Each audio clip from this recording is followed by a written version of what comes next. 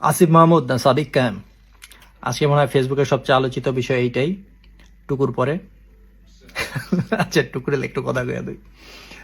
বীর পুরুষ মহাশয় যে ভাষণ দিছে আজকে, যে এই থাকবো না, হ্যান থাকবো না, তেন থাকবো না, রাজাকার নিশ্চিন্ন হয়ে যাবে বাংলাদেশ, বগি চুকি হ্যান তেন বাতের ফ্যান যা কইছে, এক রাজাকার কইরা আমগো রাপায় কিন্তু দিল্লিতে। এখন আপনি রাজাকার কোন কাগরে?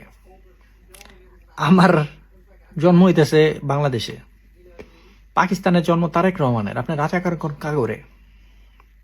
এই নতুন জেনারেশন রাজাকার কেউ বাচ্চা আছে? এখন যুদ্ধ হয়েছে 55 বছর আগে, যুদ্ধে যদি যারা রাজাকার ছিল তাকে বয়স তখন 20-25টা ছিল, এটা সব এখন কবরে। আপনি রাজাকার কোন কাগরে? তার মধ্যে আপনারা যে বীর পুরুষের যে লেভেল আপনাদের, তা তো দেখছি। পুলিশের সাইরেন শোনার আগে দৌড় দেন, হেরা বলে কি বালসাল ছিঁড়া ফেলাইবো। যাই হোক, ওইদিকে না যাই। আসিফ মাহমুদ না সাদিক কায়েম? আমি যদি জামাত বা এনসিপির লিডারশিপ পজিশনে থাকতাম, আমি কি ডিসিশন নিতাম সেটা বলে দিচ্ছি। সেটা হচ্ছে, আমি ওইখান থেকে আসিফ মাহমুদটা দাঁড় করাইতাম ঢাকা দক্ষিণে। কারণ এনসিপি এবং জামাতে দুইটা সুপার লেভেলের প্লেয়ার আছে, যারা হচ্ছে পুরা মাঠ খেলবে, খেলাটা কন্ট্রোল করবে টনি ক্রুজের মতন। এনসিপির থেকে নাসিরউদ্দিন পাটোয়ারি, শিবিরের থেকে সাদিক কায়েম। কারণ এদের জনপ্রিয়তা সারা বাংলাদেশ ব্যাপী।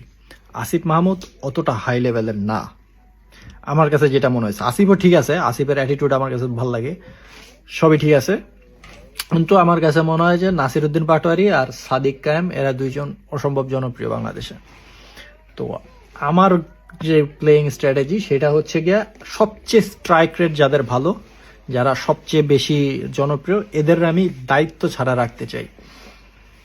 কারণ হইতেছে কি, তখন ওরা ফ্রি মাইন্ডে ঘুরতে পারবে, ফ্রি মাইন্ডে পুরো বাংলাদেশ খেলতে পারবে, পুরো বাংলাদেশ নিয়ে প্ল্যান করতে পারবে। যেমন এনসিপি দাঁড় করাই তুলে নাসিরউদ্দিন পাটোয়ারির মাঠে নামাই দিতে হবে, শিবিরে দাঁড় করাই তুললে, আমারটা দাঁড় করাই দিলে সাদিক কায়েমরে। এবং এই দুইজনে খুব ভালো সংগঠক। তো আমি চাই না যে ওরা সাদিক কায়েম ঢাকা দক্ষিণ নিয়ে পড়ে থাকুক, ওর খেলতে হবে সারা বাংলাদেশে, ঠিক আছে, ওই লেভেলের নেতাও। তো এই কারণে আমি মনে করতাম যে এই কারণে আসিফ মাহমুদের দেওয়া উচিত।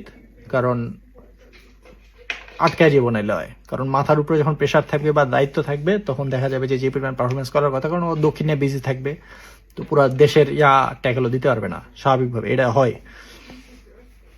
তো আমার মতে আমি আসিফ মাহমুদের দাঁড় করাইতাম। তাছাড়া আসিফ মাহমুদের সাথে ওই যে ইশরাকের একটা কেচালও আছে, একদম পুরা লাগাই না কেচাল, জমবে ওই জায়গায় খেলা।